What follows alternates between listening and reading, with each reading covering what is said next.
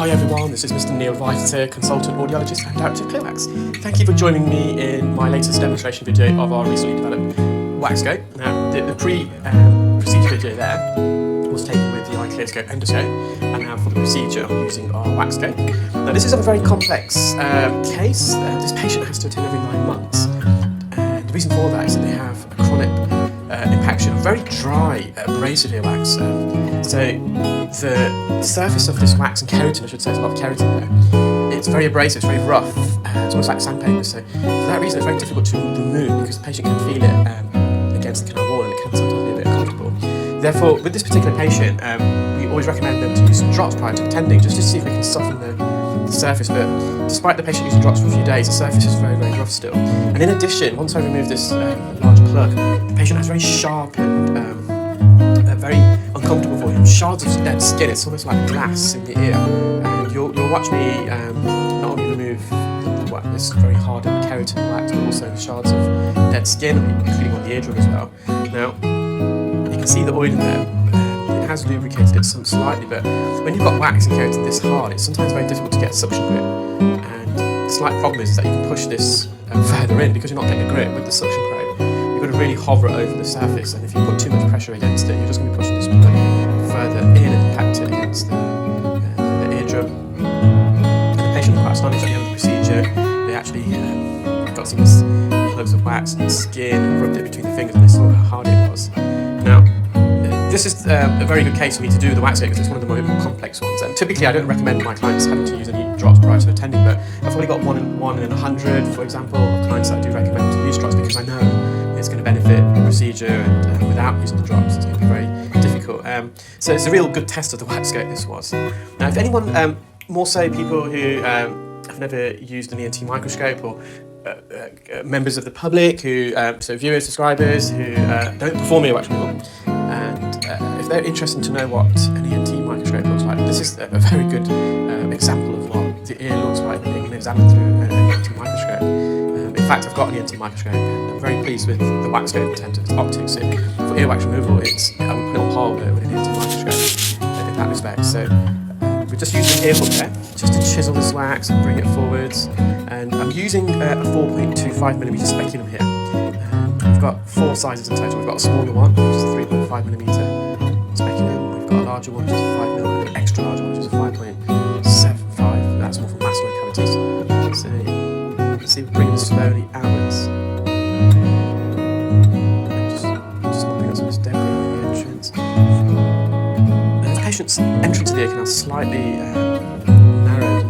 If you're using an endoscope, you would need to use the endoscope to stretch the ear. So you can see here we're just dilating the ear, and we're just getting this dry wax keratin focus, and it's actually some of it's on the patient's eardrum.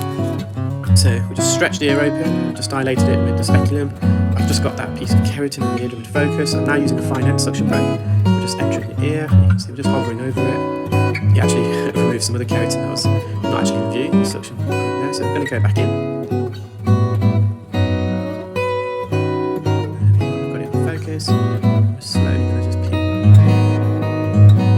And you'll see all these little shards of skin was quite uncomfortable for the patient. And as soon as we removed it, they felt a lot better. They didn't feel any itchiness in the ear. So this is on the anterior canal wall, quite medial near the eardrum. So I did spend a bit of time with the fine just vacuuming this loose debris. So again, this is all dead skin.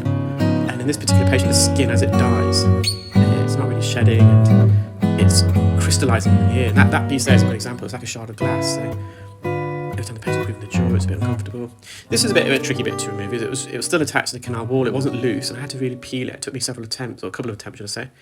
So again, just got the fine end, just got it in focus. You can see that where it's adhered. The patient did slightly find this uncomfortable. So you've got a fresh layer of skin that's still attached to this.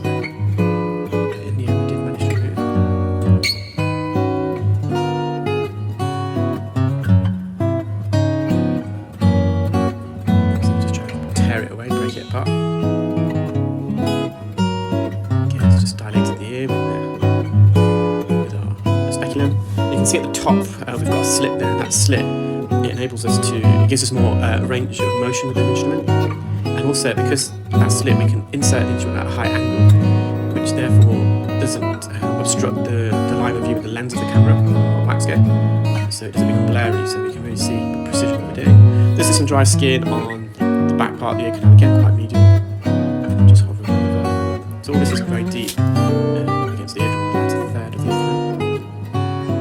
So you can see the eardrum already, it looks nice and healthy, got a lovely view there, very magnified. There's some keratin, just down there, just peeling away.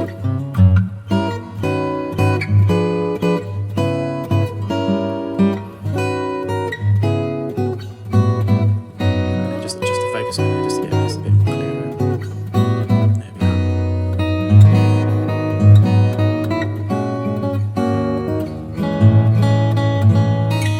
So the Waxgate, if you are a clinical ear care specialist, is due to be launched in early autumn. So if you are interested, do please email info@clearwax.co.uk. And of course, we're still manufacturing our flagship product, the iClearscope endoscope. If you're watching on social media, and if you want to be watching the iClearscope in action, just visit my YouTube channel, just type in the Ear Clinic.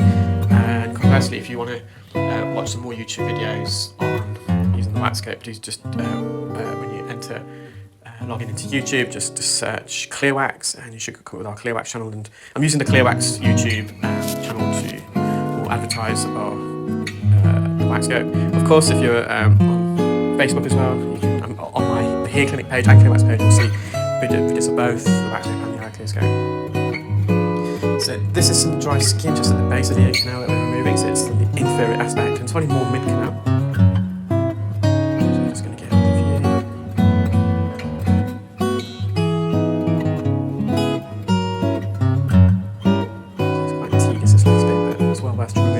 You may have seen that just as I went into the ear, just on the outside, the patient had been scratching the ear because of the itchiness caused by all this dead skin.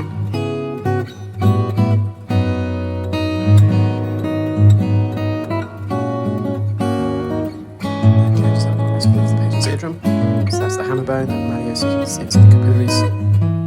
Hammer bone, there's a stunning view there. So this is the patient's left ear, and again, there's keratin and crystallized. This is probably more stone-like, it's even more hardened than the right ear. You can just see that colour, that's all built up in 9 months. We see this patient every 9 months.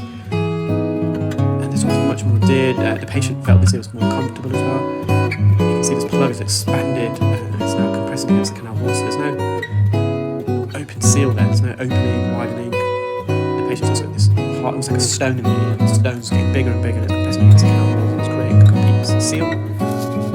So once more, just using the speculum just to dilate the ear canal. I've just got into the hook, and you can see the angle I went there. I just glided it into the slit, and once through the slit, I rotate it counterclockwise, anti-clockwise, glide it. In this instance, I went to the roof of the ear canal. You might have just seen there when I pulled this, pulled the hook through that. There was a bit of a juggernaut action there. So it broke some of the seal created by this keratin. A piece of keratin came out, but it's still quite lodged. Again, inserted the hook, glided it in, and it's just so hard. I couldn't embed it. So I'm just trying to get in and behind now. It's just a gap opening at the top there. Just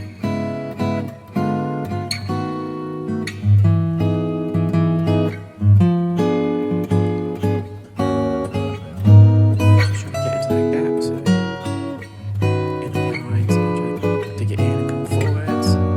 Just going to be careful when we come forwards with this hook, we don't want to lose control over the hook and accidentally injure the patient's ear canal with the tip of the hook, which can easily happen.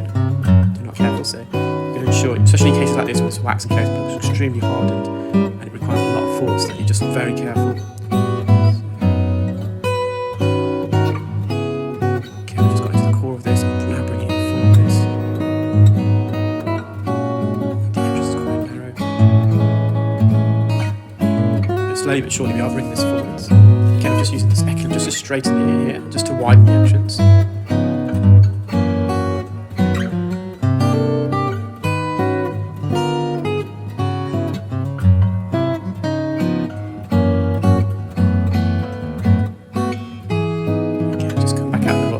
Really widen the ear when go to the back part of the ear canal here. Just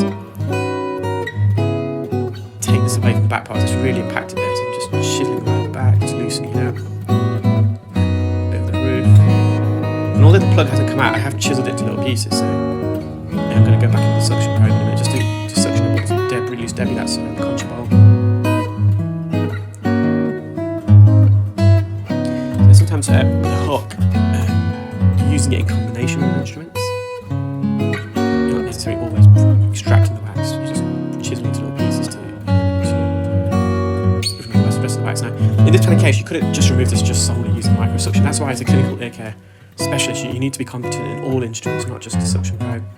I'm aware that some people are just using suction and they're not really comfortable or are able to have been trained using any of the instruments, and it's very important that if you are a clinical ear care specialist, you need to be able to remove wax, not solely relying on microsuction. It's just a case like this is a perfect example. You wouldn't be able just to remove this just by using microsuction. You have to get the patient back after a few days of using drops and potentially again several times.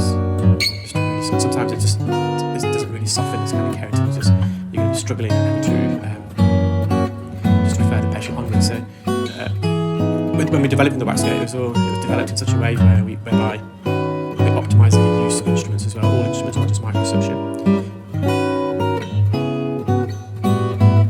So I'm just trying to go to the back part of the ear canal. This is where the speculum does help. You can see I've just separated that.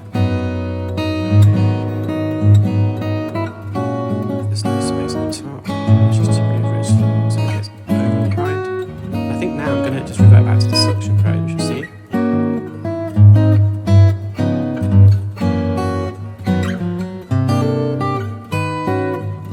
Just like the patient's right in, so you can have quite narrow.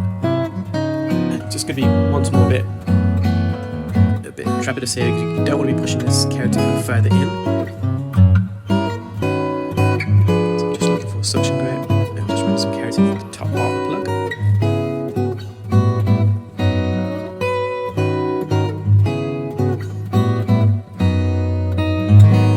Straighten it, stretch this a bit more with the speculum.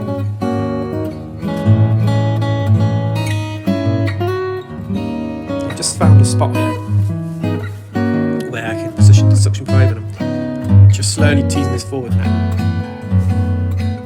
Gets trapped. So I brought it forward, but it gets trapped at the ear canal entrance. But I have mobilised it. I think again I'm going to potentially use a hook just to extract this from the roof. There we are. I'm going to go over and beyond, and just going to glide the hook in behind, which I have now. And then I'm going to bring it forward gently. And that's the main occlusion removed from the left. So we're just going to mop up some dead skin. There's a bit of skin. This is just very lateral on the anterior canal wall. We're going to peel this away using the fine end. And in fact, the last bit of skin does actually come away. You see it's going all the way to the eardrum.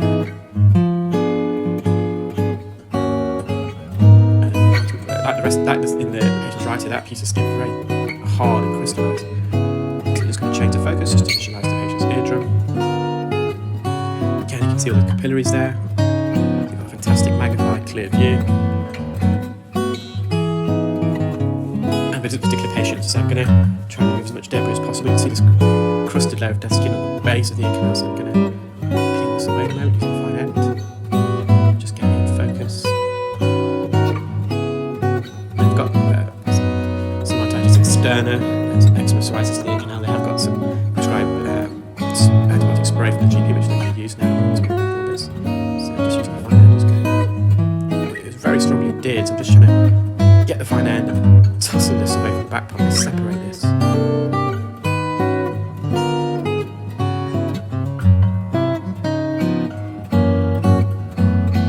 Now removing this is not going to improve the patient's hearing, but the skin's not going to come out by itself, unfortunately. It's dead. It's just attached to itself to the canal wall, so I want to just remove it for that reason. And this can cause a bit of itchiness in the patient's ear as well. It's kind of really crusty skin. I'm just using the fine, just trying to get in and behind